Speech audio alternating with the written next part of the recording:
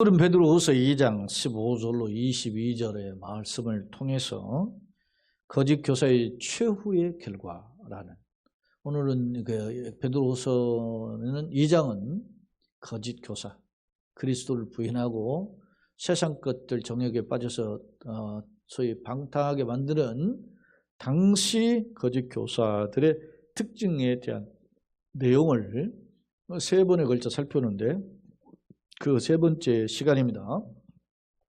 자, 서론 부분 함께 읽겠습니다. 속설에 제사보다 제법에 관심이 있다는 말이 있다. 이 말은 본말이 뒤바뀐 태도를 지적한 표현이다. 그렇죠? 정말 중요시해야 되는 게 제사인데 그보다 제사 끝나고 먹는 밥에 관심이 있다면 그게 뭔가 잘못된 태도라는 거죠.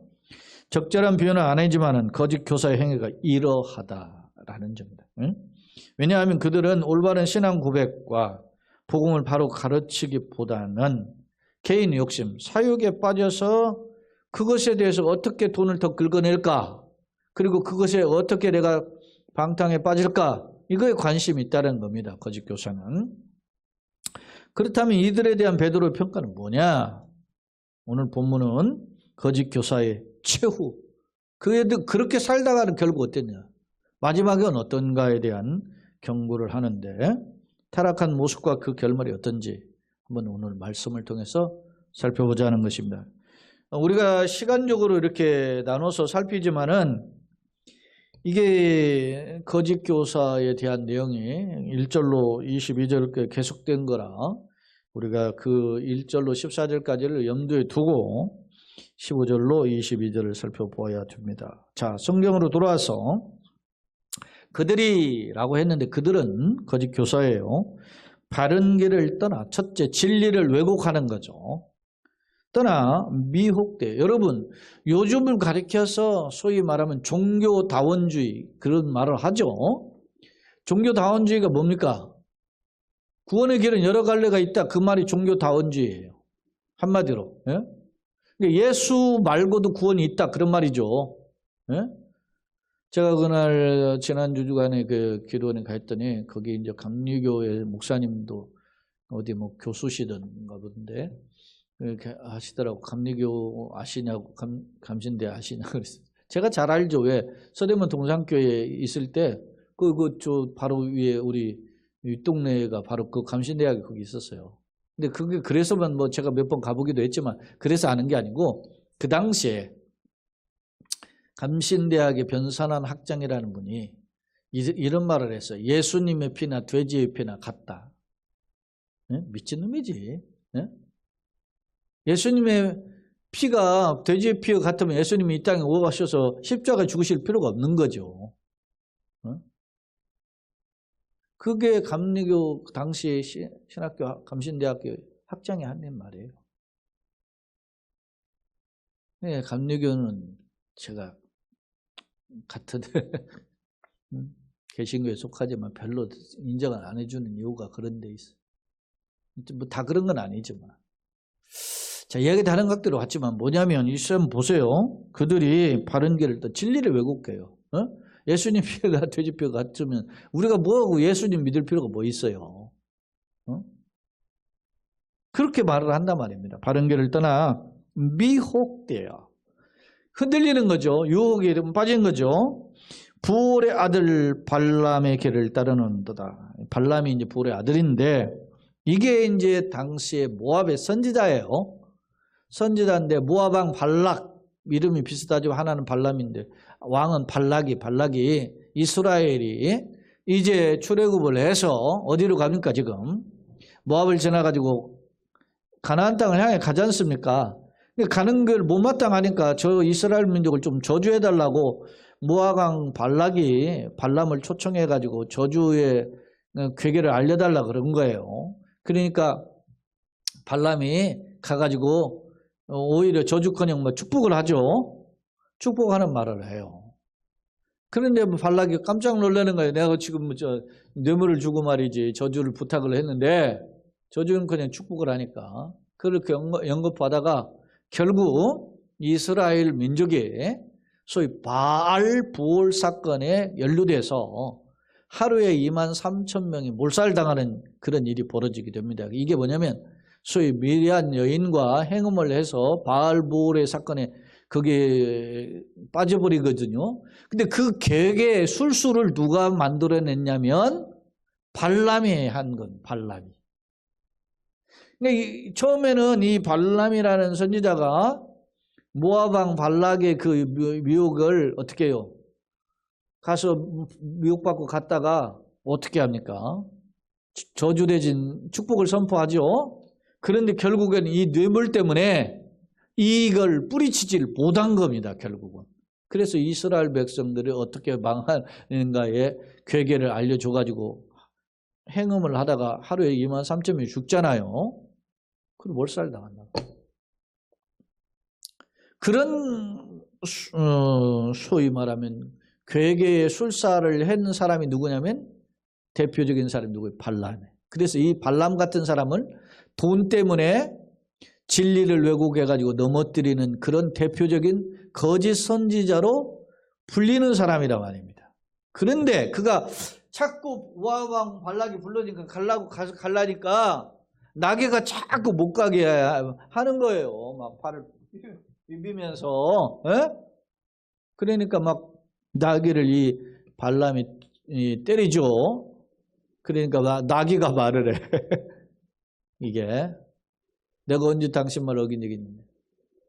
근데 알고 보니까 왜 자꾸 길을 가지 않고 막 벽에 막 이렇게 못 가게 이렇게 한단 말입니다. 그러니까 말을 타고 있는 나귀에 타고 있는 선지자 이 발람이 자기 말이 막 창차가 나니까 막 나귀를 때린 거죠. 왜 그랬어요? 지금 하나님의 천사가 칼을 들고 목을 치려고 막 지금 있는 거예요. 이걸 누가 본 거예요, 지금? 나귀는 봤는데 발람이 못 본 거예요. 왜? 왜 못 봤어요?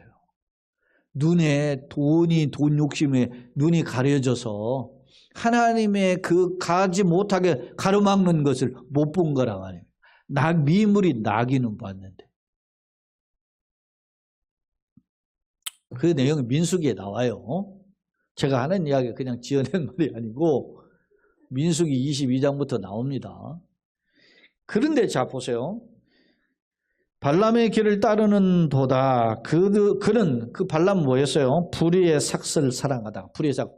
발락이 뇌물을 주고 이스라엘 저주해달라니까 돈 좋아가지고 따라가다가 16절 자기의 불법으로 말미암아 책망을 받되 말하지 못하는 나귀가 사람의 소리로 말하여 이 선지자의 미친 행동을 어떻게 해요?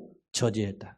네? 미물인 그 나귀도 하나님이 준엄한 칼 앞에 두려워서 한 것을 이것은 돈에 눈이 멀어가지고 앞을 보지 못하고 이제 하다가 책망을 받았다라는 것이 민수기에 나오는데 민수기 22장, 25장 나오거든요. 그 내용에 대한 내용입니다. 자, 그럼 이 사람들은 누굽니까? 발람과 같은 거짓 선지자죠. 돈을 좋아해가지고 헛된 말 씨부렁거리는 이런 사람들은 물 없는 셈이요. 광야에 이스라엘, 우리는 모르죠. 없지만 이스라엘 같은 건기 우기가 분명하니까 웅덩이가 축 파져 있는 것이 샘물처럼 보이는 것이 비가 안 오면 바짝 말라가지고 뭐가 돼요? 물이 없는 샘처럼 보이는 거예요. 구덩이가. 그런 셈이요. 쓸모없는 거죠. 샘은 물이 있어야 되는 거 아닙니까? 그런 셈이요. 물 없는 셈이요. 광풍에 밀려가는 어떻게 해요? 안개죠. 안개는 아침에 있다가 자욱하고 앞을 시선을 다 가리죠. 그런데 광풍, 큰 바람이, 센 바람이 몰아치면 어떻게 해요? 다 없어진다. 다. 예? 별볼이 없는 거예요.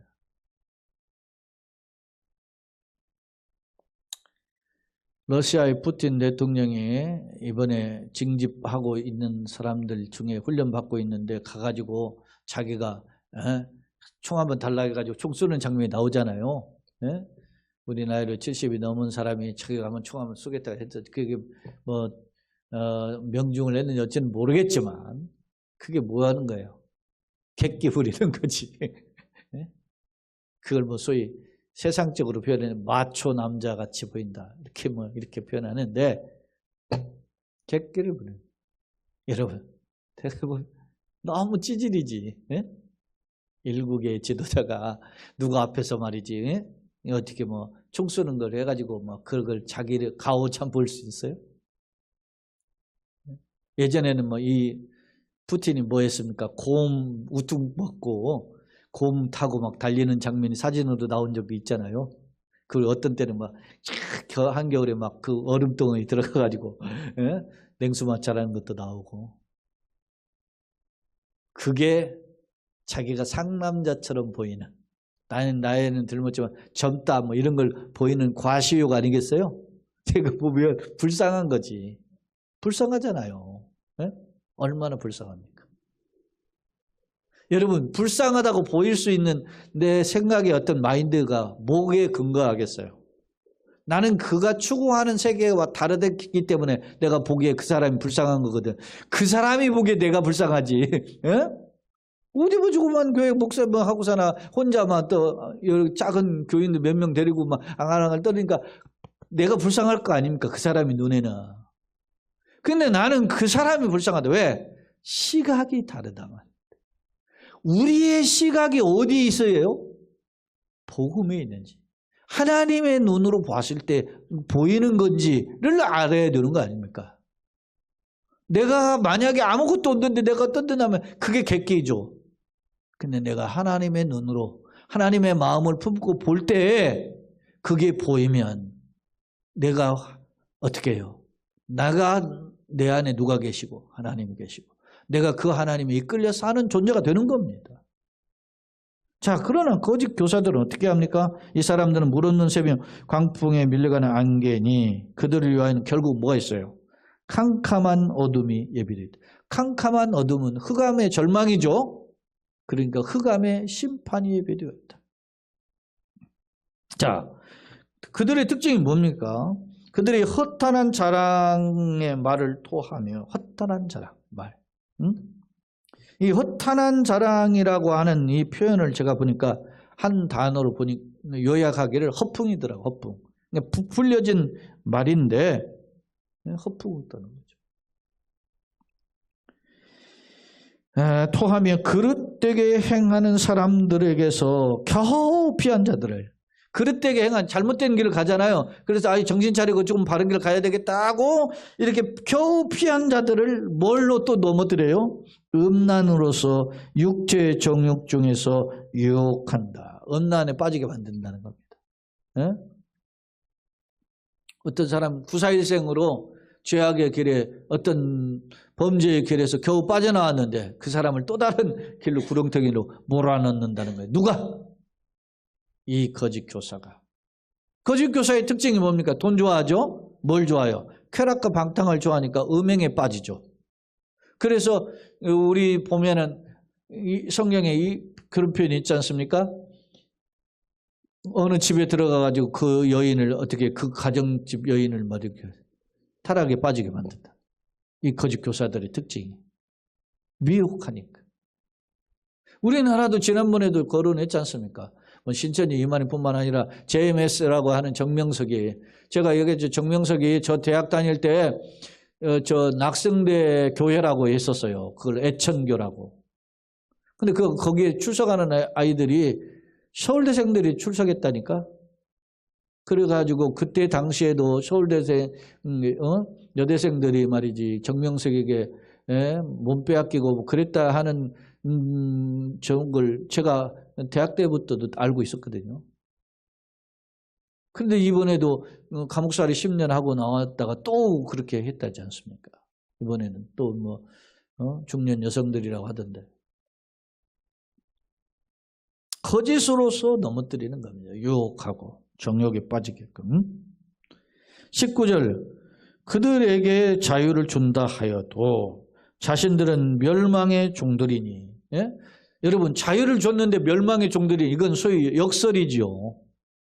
자유를 어떻게 남용한 거죠. 멸망의 종들이니 누구든지 진 자는 이긴 자의 종이다. 왜 멸망의 종이 됐을까요? 방탕과 타락에 빠졌기 때문에 거기에 종이 된 겁니다. 죄의 종이죠. 음란의 종이죠. 이거는 그 죄와 음란에 빠졌기 때문에 그 음란의 종이 된다는 것이죠.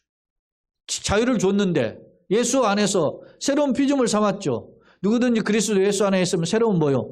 피조물이라. 이전 것은 지나갔으니 보라 새 것이 되었다.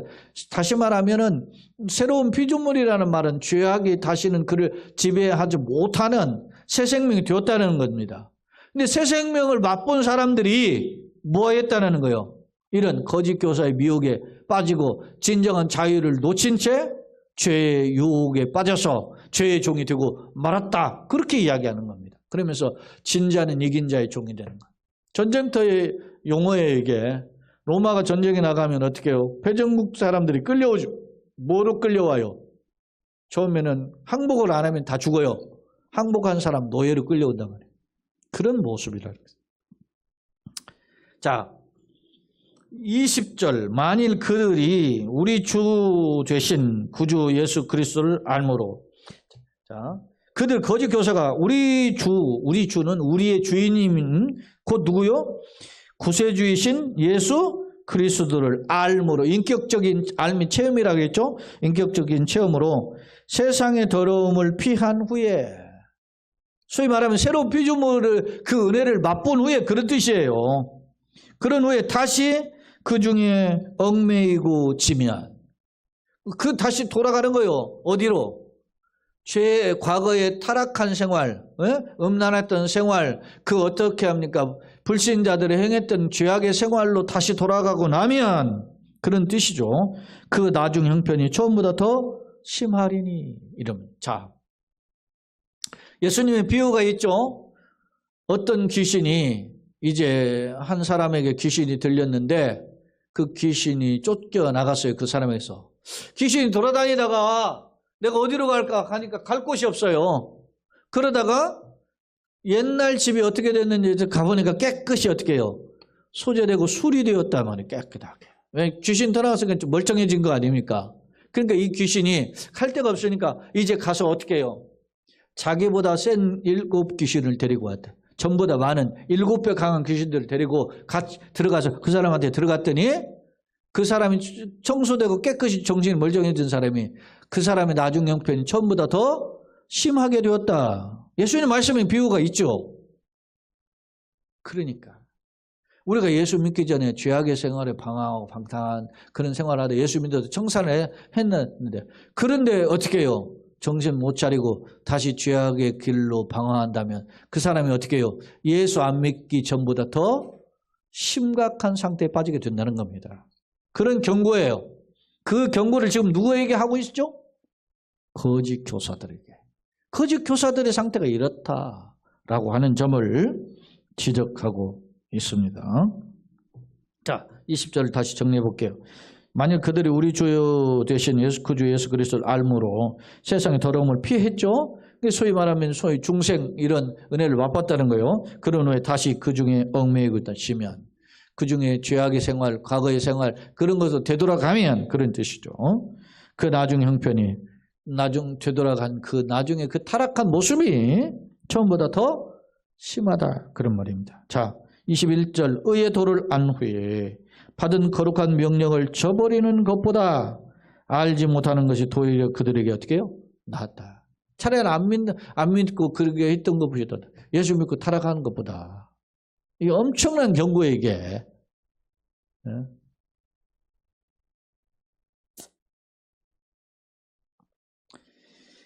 그래서 그 비유로 이제 22절 속담의 비유를 이제 거론하는 겁니다. 뭐라고 거론하죠? 참된 속담이 이르기를 개가 그 토하였던 것에 돌아가고 돼지가 씻었다가 더러운 구덩이에 도로 누웠다는 말이 그들에게 응하였다. 여러분 개와 돼지의 모습을 비유했는데 개와 돼지는 흔히 이스라엘의 시각으로 봤을 때 뭡니까? 우상 숭배하는 이방인들을 비아냥거리는 표현으로 뭐로 불렀어요? 개, 돼지로 불렀다는 거죠.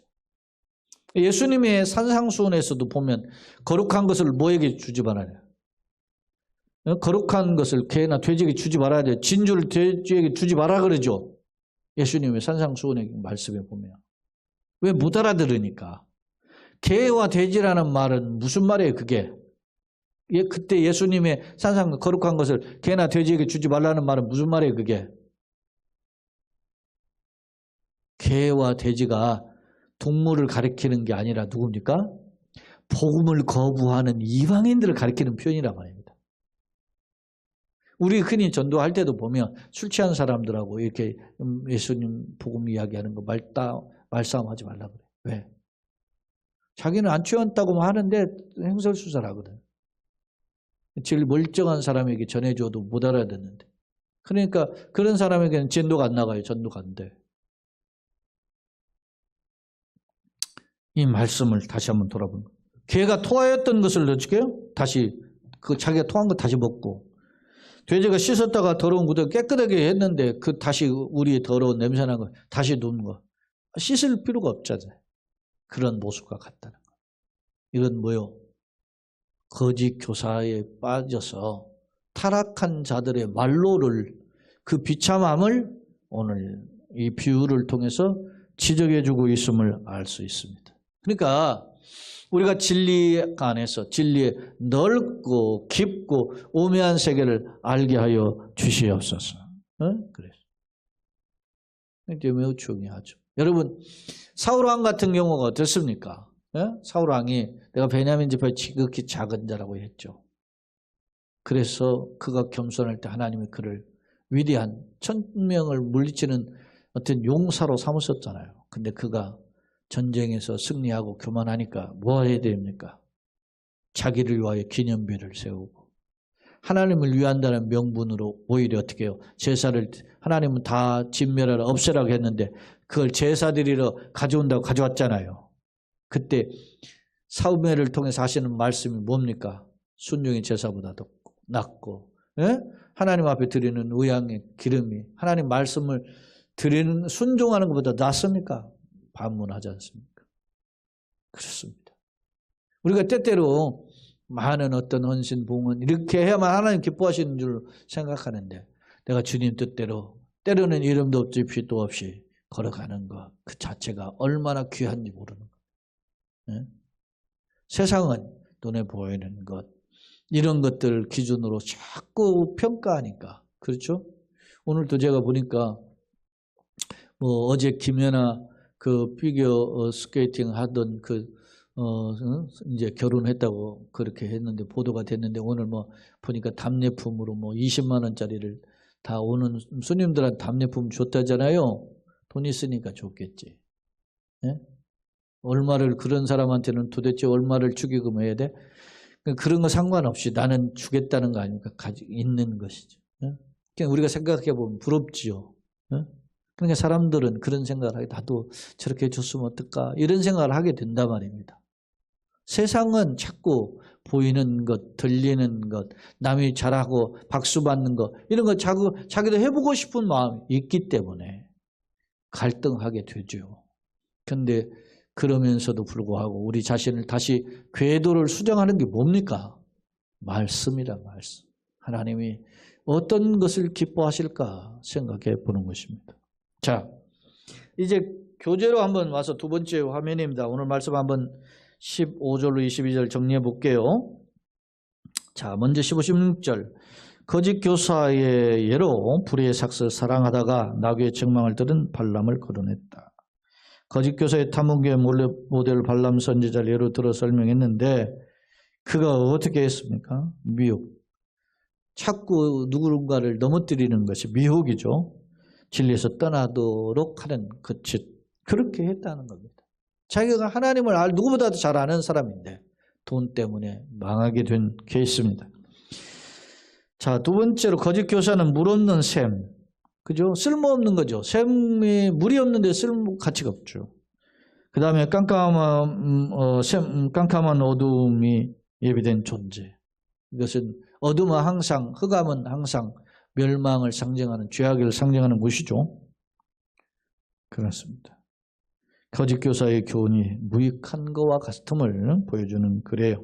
자, 18절은 이제 왜냐하면이 생략되어 있는데, 즉 거짓 교사에 대한 심판이 예비됨은 각종 뭐 때문에? 죄악들. 왜? 죄악에서 건져서 새로운 피조물을 삼았는데 다시 죄악을 지니까 네가 새로운 피조물을 할 수 없다는 거 아닙니까? 자, 로마서 6장에 보니까 이런 말 했어요.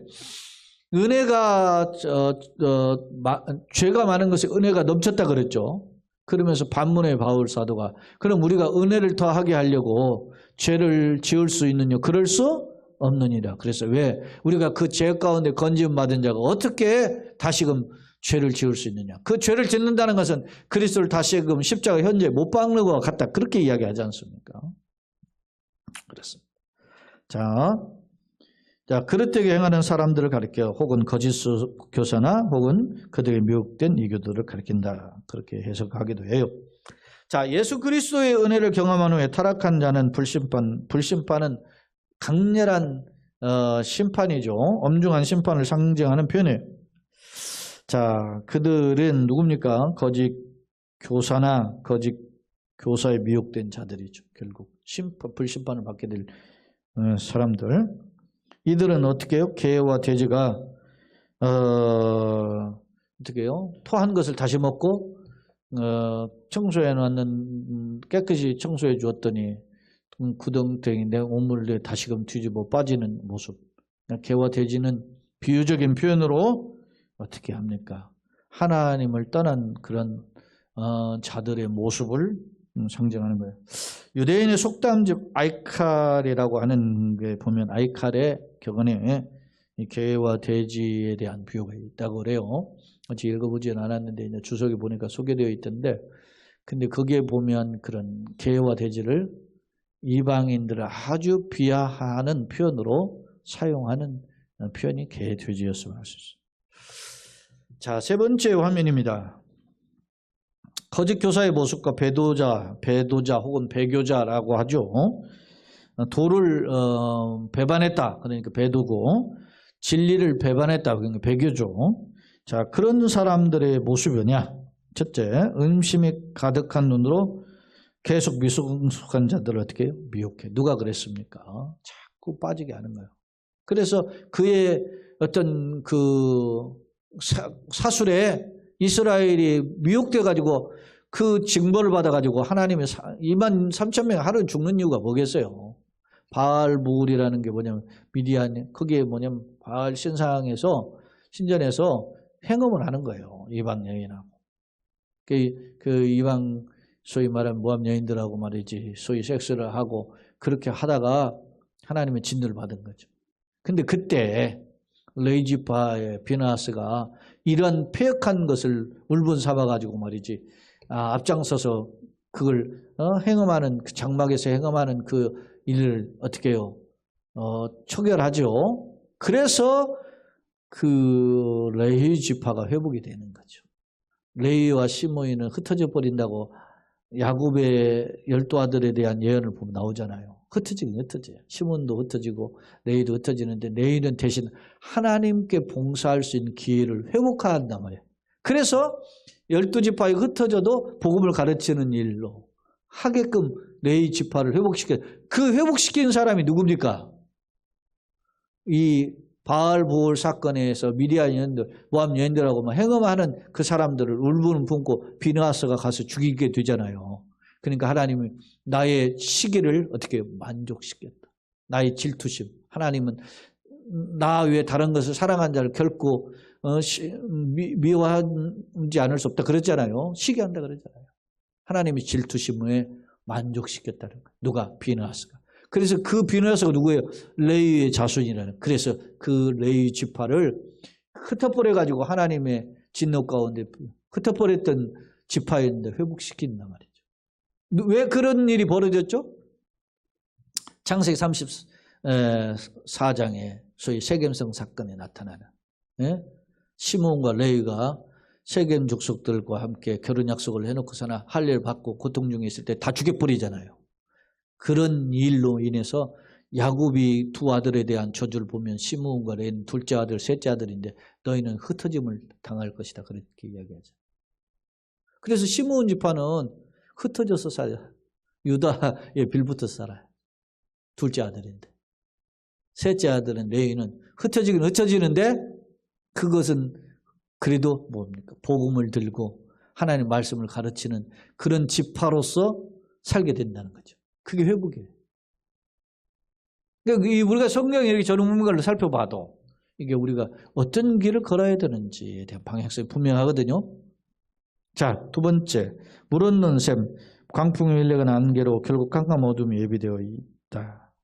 이제 거짓 교사들에게. 자, 허탄한 자랑, 사상적 속임수죠. 그러니까 진리를 왜곡하는 거죠. 허탄한 자랑하며 음란으로 육체의 정욕 중에서 유혹하는 사람들. 예? 그러니까 제가 대표적인 도울 김용옥이 공부를 많이 했는데 그 사람이 말이지 자기가 학문을 가지고 진리를 왜곡해, 이 사람. 우리나라 좀 진보의 중에서 좀 많이 책도 있고 가르치는 교수인 유시민 씨 이런 사람들 건강한 듯 하면서도 정말로 기독교인 시각 보면은 참 우려스러운 사람들이에요, 이게. 자, 그러면 나중 형편이 처음보다 더 심해져서 돼지가 씻은 후에 구덩이에 누운 것 같은 그런 상태가 될 것이다.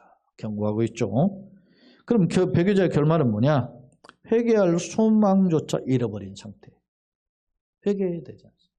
주님 앞에 돌아요. 여러분, 탕자가 방탕했지만 돌아오잖아요. 그래야 사는 거거든. 그렇게 돌아오지 못하는 상태. 처음보다 심한 상태가 되어버렸더라고요. 결론입니다. 거짓 교사들은 입으로는 예수를 고백하는 듯 말하며 믿음이 있느라 주장하기도 해요. 하지만 참된 믿음을 소유하지 않았기 때문에 불심판을 피할 수 없다고. 그러면 그 근거가 뭐냐? 그러면 이런 참된 선지자, 거짓 선지자 어떻게 아느냐 이거예요. 예수님 말씀에 그들의 열매로 그들을 알리라 그랬죠. 그 열매가 나온다. 그들이 어떻게 사느냐를 보면 아는 거예요. 예수 믿어 정말 하나님 때를 헌신하라 그렇게 하면서 돈 받죠 못 받죠 해가지고서는 배불리는 이단 사이비들 나오잖아요. 그게. 한국 교회도 마찬가지예요. 예수님 하나님 먹고 헌신하라 하고서나 말이지. 지인은 막 잘 먹고 목사는 담임 목사는 막 잘 먹고 당서 떡덩거리고 막 교인들 헌신한 거 가지고 이러면 그러면 하나님 기뻐하지 않는다는 거죠. 진리만 왜곡 안 했을 뿐이지 이것도 말이지 도끼개끈일 수 있잖아요. 그런 거에 우리가 두려움을 가져야 되는 거예요. 자, 본문의 베드로의 경고 역시 이를 염두에 두고 있다. 그런 거예요. 그러니까 이를 염두에 뒀다는 말은 뭡니까? 열매를 맺었느냐 안 맺었느냐를 분별해야 된다는 거죠. 거짓 교사를 보니까 딱 드러나지 않느냐 이런 경고예요. 즉 참된 믿음은 건강한 삶을 동반한다는 점이다. 나는 어떤가? 내가 지금 강단에 있는 목사로서 또 여러분은 교인으로서 하나님의 사람으로서 나는 어떠냐? 예? 혹시 껍질만을 쫓아가면서 그렇게 하진 않는가? 예? 그러면서 교회가 타락했다는 어쨌든 제가 인터넷에 보면 교회를 비판하는 개혁을 원하는 글로 올린 그런 유튜버들이 있어요. 나름 건강해요. 근데 이 사람도 제가 여러 편의 이렇게 유튜브 내용들을 영상을 보다 보면 제목이 꼭 뭡니까? 제목이 꼭 진짜 유튜버들 그 제목 뽑듯이 왜? 낚시질하는 그 제목 뽑는 거 있죠? 이 포털 사이트라든지 이런 데 보면은 어느 신문 기자라든지 이런 기자들이 제목 뽑는 거 보세요. 꼭. 제목 때문에 클릭해서 들어가면 내용 알맹이도 없는 거. 이런 식으로 제목 뽑거든. 근데 이 사람도 그렇게 제목을 뽑았더라고. 들어가 보면 별것도 없는데. 제가 그래서 생전 안 쓰던 댓글 하나 달았어. 그 사람 밑에다가. 좋은 중국어로. 당신이 개혁을 바라면서 당신의 제목부터 세상을 따라가는 제목을 뽑아놓고 낚시질을 하는 그런 태도부터 고치고 개혁을 이야기해라. 네?